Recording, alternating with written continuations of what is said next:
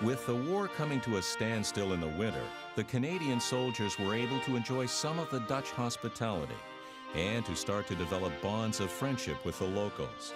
There was time for R&R, but the war was never far away. The Canadians needed to be diligent in case of an attack at any time and to seek out intelligence at every opportunity. In the winter of 44, 45, and the line becomes static, we did foot patrols. The intelligence officer would call you in and show you an aerial photograph or a map and point out certain areas that they wanted more information on. And you went out and did the patrol. We did a lot of patrolling during that period, locating enemy positions and sort of getting an intelligence of where everything was. Leave where we were at night, go to the dike, over the dike, across the marshy land, we get in behind their lines. And if we could, we'd pick up a prisoner, pick up two, bring them back. And on the other end, there's another type of patrol. It's called a fighting patrol. You 10 men, 12 men, you get out, you get into their lines, raise hell, shoot up everything, grab a couple of prisoners, then get back if you're lucky. And Jim Wilkinson, we're coming back. And the password was steamer trunk. The man who challenged you was in a slit trench or a dugout. He's always got his rifle, but he may often have a Sten gun or a Bren. And when he hollers, halt, steamer, you better remember the rest of that password. And Hook says, luggage, baggage. Wait a minute, wait. And I'm standing there and I said, Jesus Christ, Jim, you better get it right, quick. And he said, hold on, let's go platoon. Hold on a minute, I remember the darn thing. That guy says, I'll give you one more chance. I'll give you one more chance. Steamer. Jim says, oh God, trunk. The young lad says, don't pull that on me again. The patrol might have been sort of boring, but the greetings weren't. Christmas far away from home was never easy. But in 1944, the holiday took on a new meaning for many Canadian soldiers. Before Christmas, there was a dike over in their area, and they come out and sit on that dike and sing Christmas carols in German and in English. And it was fantastic. Just before Christmas, our mail caught up to us. And we were getting food parcels, Christmas cakes, so forth and so on.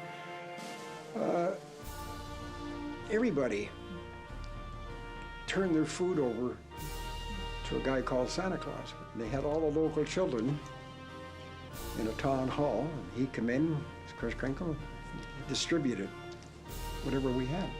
We put a party on for these Dutch children. In hindsight, that was kind of impressive. You know, we had our rations, but that didn't go very far. But what was interesting is that almost everybody seemed to have something in their packs sent over from home, and these kind of care packages we had, and we would donate all of these things to the party. And gee, the eyes of these little children, when you think about it, it was not very exciting type of food, but to them it was something that was unbelievable to these little Dutch children, and it really made their day. I think now, have I ever made anybody happier than those children? During that frigid winter, the Germans launched a surprise attack in the Ardennes forest in Belgium. It would be their last major offensive of the war, and it was a desperate attack to break through the American lines in order to recapture Antwerp. If successful, it would have crippled the Allies and pushed them back into France. It would be known as the Battle of the Bulge. We started to celebrate that Christmas, and then the orders came to move south to Antwerp. It was the time of the Ardennes forest. We were called into the Ardennes to fight in the Battle of the Bulge. What was feared is that the Americans might have broken completely, and the Germans, of course, were trying to take Antwerp. We fought our way in. It was not too difficult, but it was cold because the freezing temperatures were extreme, an unusual winter, and the hobnailed boots brought in the frost into the feet since we had the same uniforms as we did in Normandy. And the result is that we had more casualties from frost than we did from fighting. Nothing happened. You know, the Americans held, and then we moved back up to the Moss and waited for the spring. And then we were rerouted to go to Holland to relieve another division who had been in the line for some time. In that travel from the Ardennes, most of the battalion was hit with dysentery, and I wasn't. I don't know, for some reason or other, but it was funny. Every time the truck stopped for a break on the hour, everybody would pile out down their trousers on the side of the road. At the same time as the Ardennes offensive, the Germans launched an attack over the Maas at Kapellschweer. It turned into a fierce month-long battle that no one would be able to forget. It was waged in miserable conditions, with heavy casualties suffered on both sides. The Canadians prevailed, and the watch on the Maas continued. As the winter dragged on, the Canadians were anxiously waiting for spring and the offensive that was sure to be launched.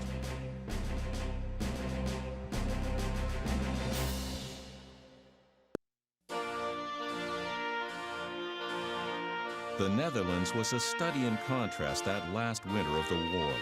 The South was liberated and was being fed by the Canadians. It was a different story altogether in the North. The Germans were desperate and took whatever food was left. Starvation gripped the people, and constant oppression made it the most unbearable period in the country's history. It would be known as the Hunger Winter. During that last winter, the worst winter, when there was no power, there was no light, there was no gas, no electricity, so everybody was frozen and there was no food either. It was a constant preoccupation, food. But hunger is a terrible weapon. And the Germans deliberately did this to the Dutch. It was no mistake. Thousands died from hunger. I've seen people collapse in the street, going right buckle through their knees and die on the sidewalk. How many calories were we allowed by the Germans? Well, the official ration was at the worst? At the worst was 500 calories per day. But you often couldn't even get that. We ended up eating sugar beet pulp, which was so nauseating and so sweet. I can still feel it. Tulip bulbs we ate. That was part of our diet that we were getting from the communal kitchens that the Germans had set up. The cities were the hardest hit, and many people trekked into the countryside in search of what little food they could find. And there were then, at the entrance of Amsterdam, there were very often soldiers or policemen posted who checked everything you had with you and confiscated vegetables, potatoes, whatever you had. I can remember one time there was a food convoy going by from the Germans, and it was slippery, and the truck had overturned. And after they scraped up most of the stuff, we sat in the gravel with a sieve and sifted out the sand and the stones for little peas, so we'd have a little bowl of peas to eat. We would go to the fields after the harvest, and we would try to find some little grains that had been forgotten had been overlooked, and we would gather them, and then my mother took them to the baker of our village, and he would, for various people, he would then bake that into a loaf of bread with your name on it. It was your portion. There was one day there was a German that was throwing grenades in the water to render unconscious the fish, and they would come floating up. I can remember we saw this fish floating in the water, and we kept throwing stones so that it would come closer to the side, and we quickly picked up that fish, and we ran like mad. We ran home, and my mom cooked it. Many a day, I would say sometimes 2 or 3 days, went by without any food at all. It was just a matter of surviving from day to day. Well, one of the things that I remember more vividly than the hunger was the darkness. It was always cold. It was very cold. It was cold and dark. The stove was too big, it consumed too much fuel, so we had really, it was no more than a cookie tin, and we had tiny little splinters of wood, and it was us children who kept that fire going, feeding all these little splinters of wood. We stripped down the frames along the doorways, the windowsills, any little wooden furniture that we didn't need, we would hack it into pieces to feed that little tin. That was our only source of heat. And it was a tough time because some of the occupiers became very brutal too, because they knew it was the end, and the more fanatic ones, they become very brutal, and at the least things, people would get shot or hung. I was arrested at noon on February 13. My brother was involved in a firefight with the Gestapo unit, and during that firefight he was killed. About 3 weeks later I was transported to Germany. Ended up in the city of Verona, which is just across the Dutch border. I escaped twice. It was a very marginal existence until the liberation came. Over 30,000 Dutch civilians died during the hunger winter.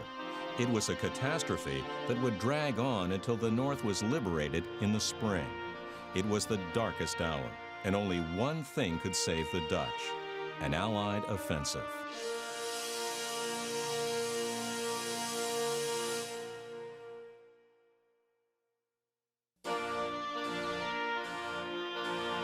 Near the end of the winter, the Allies prepared to take the war to Germany for the first time.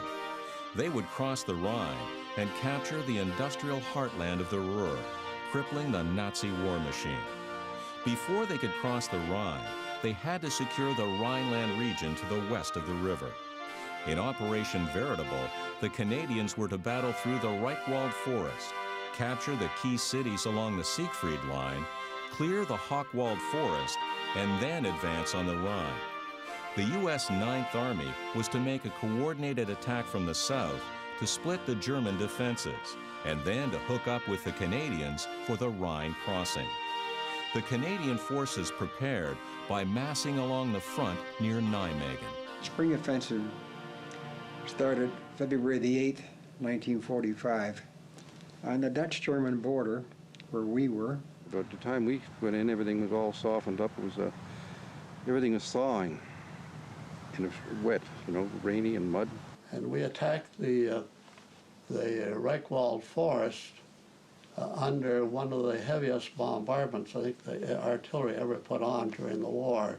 They were supposed to be in another big offensive put on by the 9th U.S. Army down by the Ruhr River, and that was flooded, so they couldn't come in to do anything, a diversionary tactic. So consequently, the Germans put all their good troops, the paratroopers, you name it, they had it. Cleve, Gok, and Kalkar were the 3 points. They were the swing points of the German Siegfried Line. It was quite a fortification. But a little story, I always like to tell a story about our padre in Cleve. And it had been, just as much devastation as we've seen in Caen. You know how bad that was. And he's walking along, and he sees this great big window. And he said, "Look, guys," he said, "it's the only window in Cleve that's not broke."